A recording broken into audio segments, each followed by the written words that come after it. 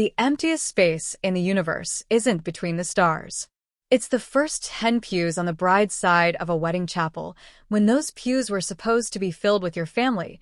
That's a sight you don't forget. A sea of polished oak, catching the light from the stained glass windows, reflecting nothing back. No faces. No smiles. No one. On the day I was supposed to be the happiest, my own family declared, in the most public and silent way possible, that I was utterly alone. They were so ashamed of the man I was marrying that they chose to be nowhere at all. What they didn't know, as I stood there holding my husband's hand, was that their absence wasn't just an insult. It was a catalyst. It was the beginning of a story they were never meant to be a part of until the very, very end. Hey everyone, and welcome back to the channel. If you believe that the best revenge isn't just living well, but building an empire on the ashes of disrespect, then you're in the right place. Go ahead and hit that like button and subscribe, because the story I'm about to tell you is about how I turned the deepest humiliation of my life into the most satisfying moment of my career. And trust me, you're going to want to hear every single detail.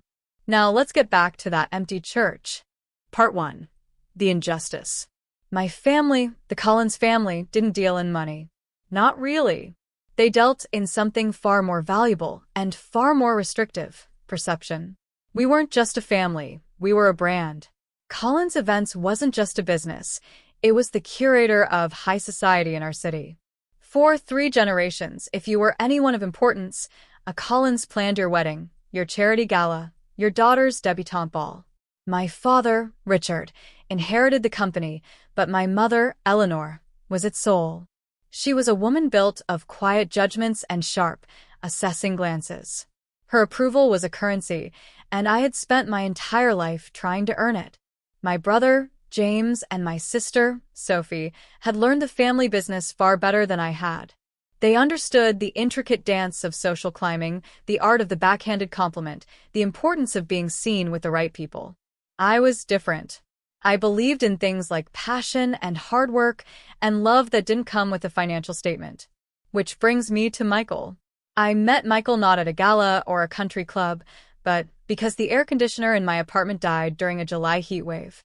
He was the technician who showed up, sweaty and apologetic, with kind eyes and a smile that made me forget I was currently melting. He talked about his dream of one day becoming a chef, of opening his own place. He spoke with a fire and a sincerity that I'd never encountered in my family's sterile, polished world. He wasn't from the right background. His hands were calloused from work, not soft from signing checks. And I fell for him, completely and irrevocably. When I brought him home to meet my family, the air in their drawing room grew 10 degrees colder. I can still see it perfectly. The heavy velvet curtains, the suffocating scent of lilies, the way my mother held her teacup with her pinky finger extended, as if it were a shield. Michael, bless him, tried his best. He wore a blazer he'd bought for the occasion and spoke respectfully about his work and his ambitions. My father just nodded, his eyes distant. My brother James smirked into his glass of scotch, asking condescending questions like, "So, what's the 5-year plan for fixing air conditioners?"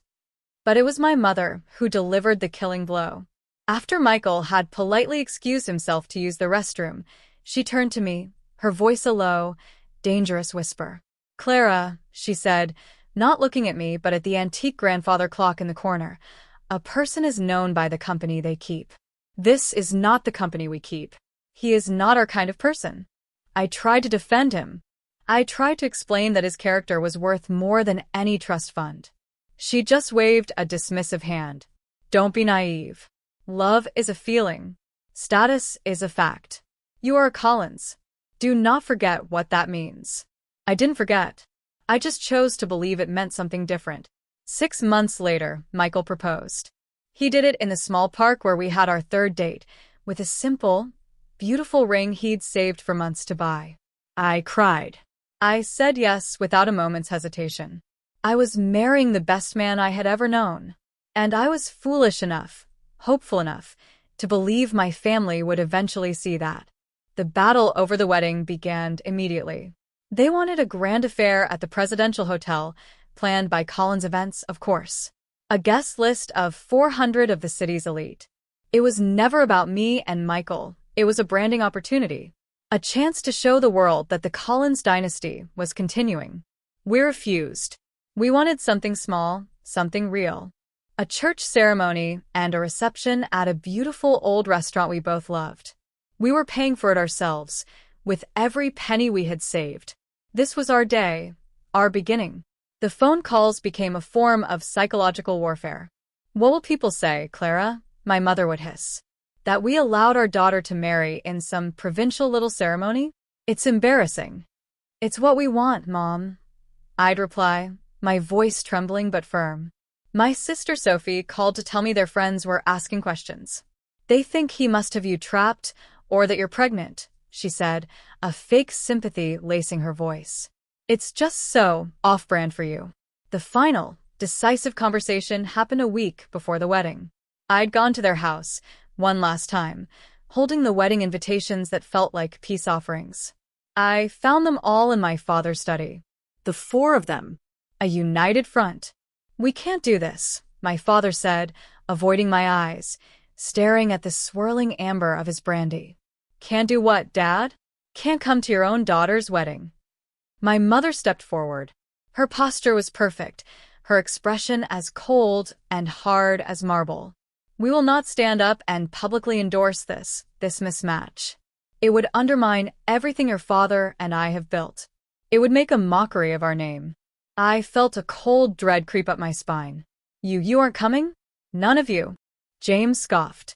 Why would I? To watch you throw your life away on a handyman? No thanks.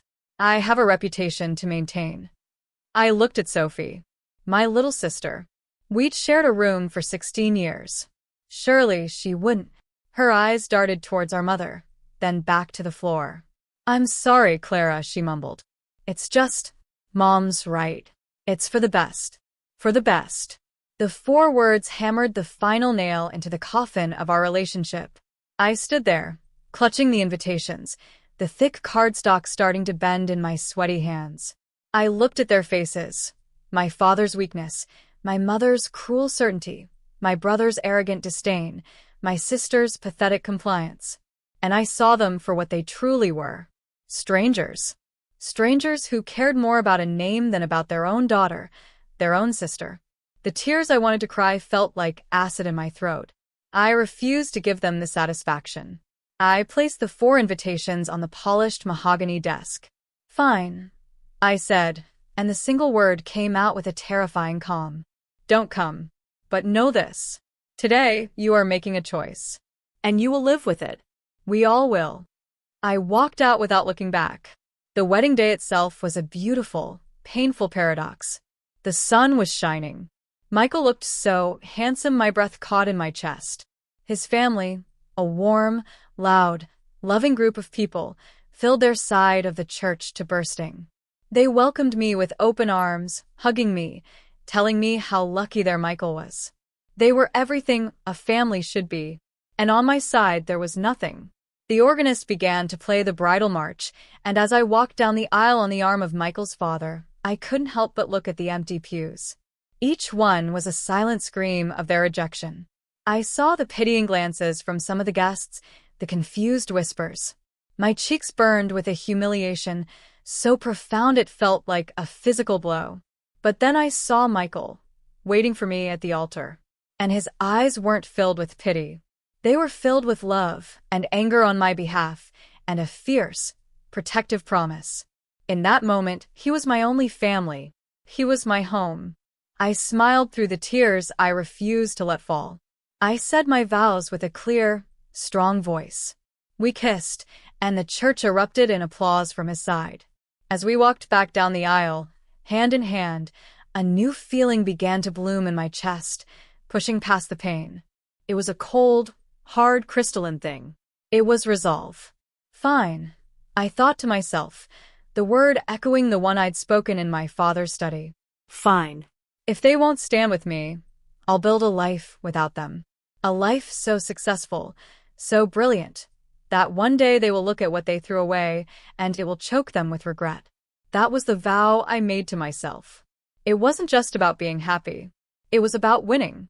I just didn't know yet what the war would be, or how completely I was going to conquer them. Part 2. The Struggle and Escalation. The first year of our marriage was a beautiful, brutal, exhausting blur. We were fueled by love and about 1,000 gallons of cheap coffee. We pooled every dollar we had, my small savings and Michael's entire life's work, and bought a tiny, failing diner on a corner that everyone said was cursed. The previous 3 businesses there had gone under in less than a year. The place smelled of stale grease and desperation. "It's a money pit," my father-in-law had warned, his voice laced with genuine concern. But we saw something else. We saw good bones, a great location for foot traffic if we could just give people a reason to stop. We saw a chance to build something that was entirely ours. We named it the Daily Grind. Those first months were hell. We were the only 2 employees. I'd get there at 4 a.m. to start baking and prepping. Michael would come in at 5 a.m. to fire up the grill. We opened at 6, and I'd work the front, waitress, hostess, cashier, busser, while he performed miracles in the tiny, sweltering kitchen. We'd close at 3 p.m., clean for 3 hours, do paperwork for 2, and then fall into bed, smelling of coffee grounds and onions, too tired to even speak. We'd sleep for a few precious hours and then do it all over again. My body ached in ways I didn't know were possible. My hands were constantly raw from dishwater, my feet swollen. There were days we served only a dozen customers, and I'd sit at the empty counter, staring at our dwindling bank account, the voice of my mother whispering in my ear, "I told you so." This is what happens when you choose a life of struggle. In those moments of doubt, Michael was my rock.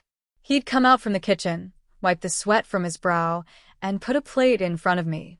It would be an experimental dish, something he'd just created. A perfect omelet, a transcendent sandwich. And he'd say, "Taste this. This is real. This is what we're building." And his food, his passion, was so undeniable that it would chase the doubts away. We made a rule: no talking about my family. Their names were like a poison that could infect the fragile hope we were nurturing. But they were always there, a phantom presence in our lives. One afternoon, while I was wiping down tables, a limousine, the kind Collins Events used for their VIP clients, pulled up to the stoplight outside. In the back, I saw my sister Sophie, laughing with a group of perfectly coiffed friends, a champagne flute in her hand. She glanced over at our little cafe, a dismissive, pitying look on her face as she took in the shabby sign and me, standing there in my stained apron. She didn't wave. She just turned away, as if I were a piece of unpleasant scenery. I felt a hot flush of shame, so intense it made me dizzy. I ran to the back, my hands shaking, and splashed cold water on my face. Michael found me there. He didn't say a word. He just wrapped his arms around me and held me until the shaking stopped. "Their opinion means nothing," he whispered into my hair. "Look what we're doing. Look at this place." And slowly, things started to change. A local food blogger came in one day, by chance, and wrote a glowing review of Michael's blue-collar gourmet sandwiches. He called our coffee the best-kept secret in the city. The next day, there was a line out the door, and it just kept growing. We hired our first employee, a cheerful college student named Maria. Then a second. Then a part-time line cook to help Michael. The cursed corner was now the busiest spot on the block. The smell was no longer stale grease, but freshly ground coffee, baking bread, and success. After 2 years, we opened our second location. A year after that, our third. We were no longer just a cafe, we were a brand. A brand built on quality, hard work, and authenticity, everything my family's business was not. It was around this time that the whispers started. Whispers about Collins Events. I'd hear them from our customers, from suppliers we now shared. "Did you hear about the mayor's gala? Total disaster. Collins Events has gotten so complacent. Same boring ideas, year after year." I heard they're in debt up to their eyeballs. My brother, James, had been made a partner in the company. From what I could gather, his primary business strategy was to spend lavishly to maintain the illusion of success. He was a master of perception, just like our mother, but he had none of our father's or grandfather's actual business sense. They were bleeding money, but they were still hosting parties that landed in the society pages. I started paying attention. Not out of nostalgia or concern. I started paying attention with the cold, detached curiosity of a predator. I would read the business section, tracking their stock if it was mentioned. I set up a Google alert for Collins events. I started to build a file, a quiet collection of data about the family that had discarded me. The first real crack in their facade appeared during a phone call with a supplier. We were negotiating a bulk purchase of high-end coffee beans for our new corporate catering division. The supplier, a man named Mr. Davies, was impressed with our growth. "It's refreshing to work with a company that actually pays on time," he said with a weary chuckle. "Is that a problem with other clients?" I asked, keeping my voice casual. He sighed. "You have no idea. The big names are the worst. Collins Events, lovely people to have a drink with, but I've got invoices with them that are 6 months past due." 6 months. I'm about to cut them off. My heart started to beat a little faster. This was more than just gossip. This was a concrete weakness. That night, I told Michael. I laid out everything I had been gathering, the rumors, the articles about their declining profits masked by flashy photos, the comment from Mr. Davies. He listened patiently, his expression unreadable. When I was done, he looked at me, his eyes serious. "What are you thinking, Clara?" "I'm thinking," I said slowly, the idea taking shape even as I spoke it, that an empire built on appearances is a fragile thing. "I'm thinking it's a house of cards. And I'm wondering what would happen if someone gave it a little push." Michael's face broke into a slow, dangerous smile. He reached across the table and took my hand. "I think," he said, his voice low, "that they've had this coming for a very long time." The struggle wasn't over. But the nature of it had changed. We were no longer just fighting for our own survival. We were now fighting for something else entirely. The game had shifted. I wasn't the discarded daughter in a stained apron anymore. I was a competitor. And I was coming for them. The escalation had begun, and I was about to raise the stakes higher than they could possibly imagine. Part 3. The Turning Point and Revenge Planning. The decision to buy Collins Events wasn't a lightning bolt. It was a slow, creeping dawn. It started as a fantasy, a whisper of an idea I'd entertain on the drive home after a 16-hour day. What if? What if I could own the very thing they held more sacred than their own daughter? The thought was so audacious, so deliciously ironic, that it made me laugh. But the more I looked into their finances, the less it seemed like a fantasy, and the more it looked like an opportunity. James's mismanagement was catastrophic. He was living the lifestyle of a successful CEO without actually doing the work. They were overleveraged, their client list was stagnant, and their reputation for excellence was now a joke among industry insiders. They were a dying star, still burning brightly in the society pages, but collapsing at its core. The turning point came when I hired a private financial analyst, an old acquaintance from college I knew I could trust. I didn't tell him why I was interested. I just said I was considering an investment in the events sector. I paid him a hefty fee for his discretion and a full report on the private financials of Collins Events. When he delivered the report a month later, we met in a discreet corner of one of our own cafes. He slid a thick binder across the table. "Honestly, Clara," he said, lowering his voice, "stay away from this thing. It's a dumpster fire. They're months away from insolvency. Their creditors are circling. The only thing holding them up is the family name, and that won't last forever." I felt a jolt of pure, unadulterated adrenaline. It wasn't a dumpster fire. It was a fire sale. I took the binder home. That night, Michael and I sat at our kitchen table, the same table where we'd once agonized over pennies, and we went through the report, page by painstaking page. It was a symphony of failure. Terrible investments. Inflated executive salaries, namely for my father and brother. Unpaid vendor bills. Loans secured against the company's shrinking assets. "They're desperate," Michael said, his finger tracing a line of red ink that represented a massive quarterly loss. "They're going to need a cash injection, and soon.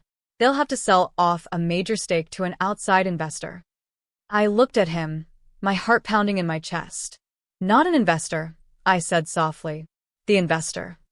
The plan was terrifying in its scope. Our company, Hearthaven Hospitality, the official name for our growing enterprise, was successful, but we didn't have that kind of cash just lying around. We would have to risk everything. We would have to leverage our own assets, take out a massive business loan, and gamble the entire future we had built on the chance to buy the past that had rejected me. Are we really going to do this? Michael asked, his voice steady, searching my eyes for any hint of doubt. Once we start down this road, there's no turning back. I thought of the empty pews. I thought of my sister's pitying glance from the limousine.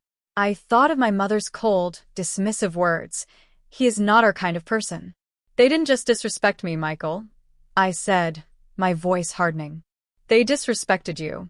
They disrespected this life we've built. This isn't just about revenge anymore. It's about validation. It's about proving that what we build with our own hands is worth more than anything they inherited. My eyes met his. Yes, I said. We are absolutely going to do this. From that moment on, we lived a double life. To the world, we were the ambitious, beloved owners of Hearthaven Hospitality, expanding our catering services and scouting for a fourth cafe location. But in secret, we were orchestrating a corporate takeover. The first step was to create a ghost. We couldn't buy the shares under our own names or Hearthaven's. The Collins name, however tarnished, would still set off alarm bells. So we formed a shell corporation, a holding company with a deliberately bland and forgettable name, Mid-Atlantic Ventures. We registered it out of state. We hired a team of ruthless corporate lawyers and brokers, all bound by ironclad NDAs. I was a phantom client they knew only as the principal. All communication was done through encrypted channels. The planning was meticulous, a high-stakes game of chess. My analyst identified the key shareholders outside of my family, disgruntled investors who had been talked into backing the company years ago and had seen nothing but losses. They were our primary targets. My broker, a sharp, emotionless man named Peterson, made the first overtures. The story was that Mid-Atlantic Ventures was an investment group looking to diversify its portfolio with a legacy brand it could revitalize. The first investor, a man who owned a 15% stake, practically bit Peterson's hand off. He was desperate to get out. The sale went through quietly, smoothly. Just like that, through a company that didn't really exist, I owned a piece of my family's legacy. It was a heady, terrifying feeling. There were close calls. One afternoon, I was in a meeting with my lawyers when my phone buzzed. It was a text from my brother, James. The first communication I'd had from him in nearly 5 years. My blood ran cold. The text read, "Heard a rumor someone is sniffing around our shares. If you know anyone looking to make a stupid investment, tell them to call me. We're about to have a record year." A record year. The lie was so blatant, so arrogant, it was almost funny. He was fishing. He must have gotten wind of the first sale and was trying to figure out who was buying. I typed back a simple, ice-cold reply. I don't travel in those circles anymore. Good luck. We had to move faster. The family still held a controlling interest, 55% of the shares. But their financial situation was more precarious than even the report had shown. Their main creditor, a large, aggressive bank, was calling in its loan. They had 90 days to come up with the capital, or the bank would seize assets and force a sale. My father and brother were panicking.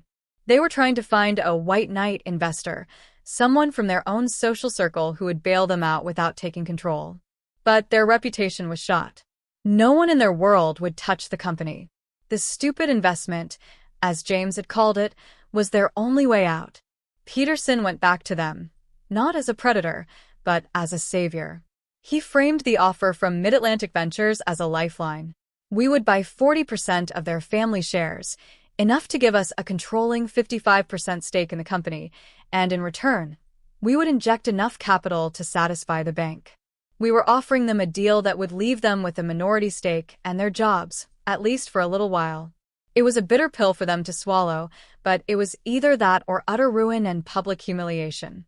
The negotiations were a nightmare. My father, through his lawyers, was sentimental and indecisive.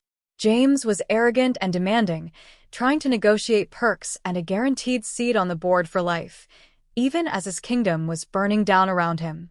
I listened to recordings of the conference calls, my hands clenched into fists, as Peterson, following my explicit instructions, slowly and methodically dismantled every one of their demands. The principal is not interested in nostalgia, Peterson would say in his flat, monotone voice. This is a business transaction. The offer is final. They held out for weeks. I didn't sleep. I lost weight. Every buzz of my phone made me jump. This was the most critical juncture.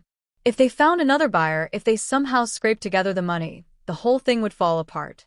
The risk we had taken would be for nothing. Then one rainy Tuesday morning, Peterson called me. They've accepted the terms, he said, without a hint of celebration. The contracts are being drawn up.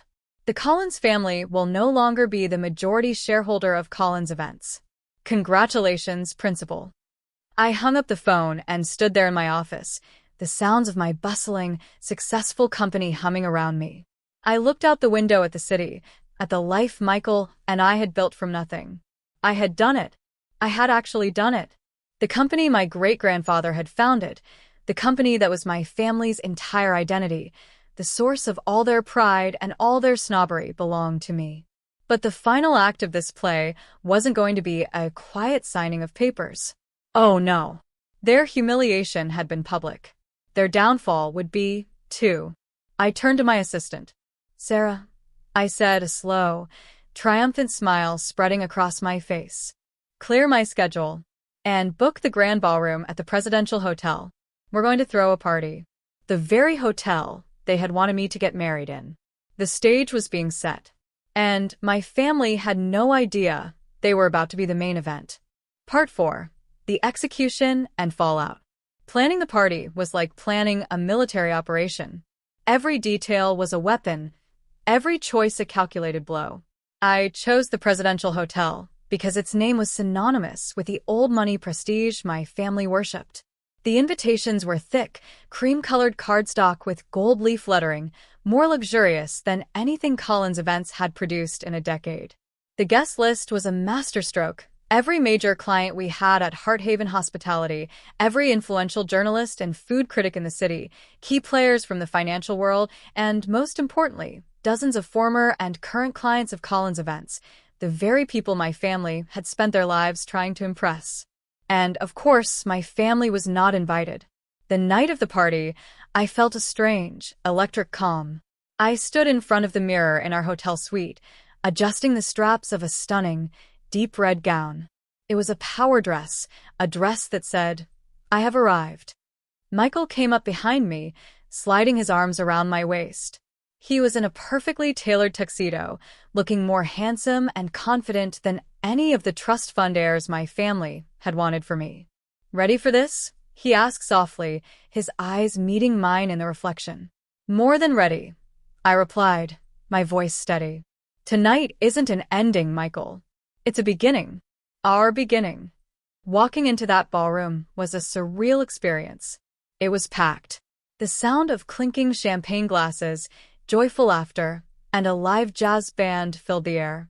These people were here to celebrate Hearthaven Hospitality, to celebrate us. 5 years ago, I was a heartbroken girl standing in an empty church. Now, I was the host of the biggest event of the season, a woman who had built her own world, on her own terms. We spent the first 2 hours mingling. I accepted congratulations, shook hands, and laughed. But beneath the surface, my senses were on high alert. I was a general surveying the battlefield before the final charge. I watched as our guests, many of whom were loyal to the Collins Events brand, marveled at the flawless execution of the evening, the spectacular food, the impeccable service, the sheer elegance of it all. I was showing them, not telling them, that there was a new standard in town. At 10 o'clock, the bandleader quieted the music. A spotlight hit the stage.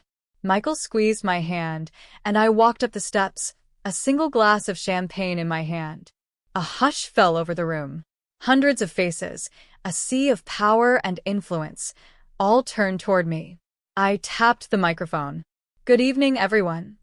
I began, my voice clear and carrying across the vast space. Thank you all so much for being here tonight to celebrate with us.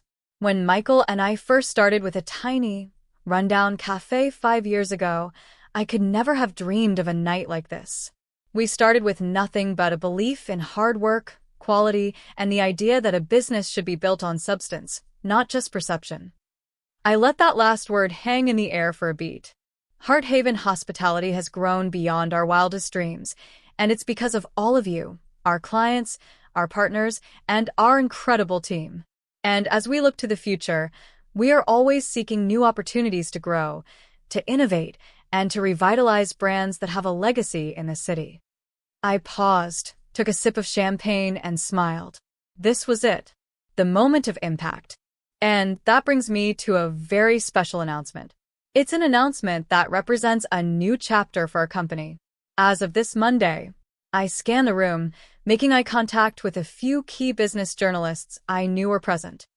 I am proud to announce that my company, Hearthaven Hospitality, has completed the acquisition of a majority stake in one of our city's oldest and most prestigious firms. You could feel the curiosity ripple through the crowd. People were leaning forward, whispering to their neighbors. So, ladies and gentlemen, please raise your glasses with me. As of this week, I am the new owner of Collins Events. For a full 3 seconds, there was absolute silence. You could have heard a pin drop.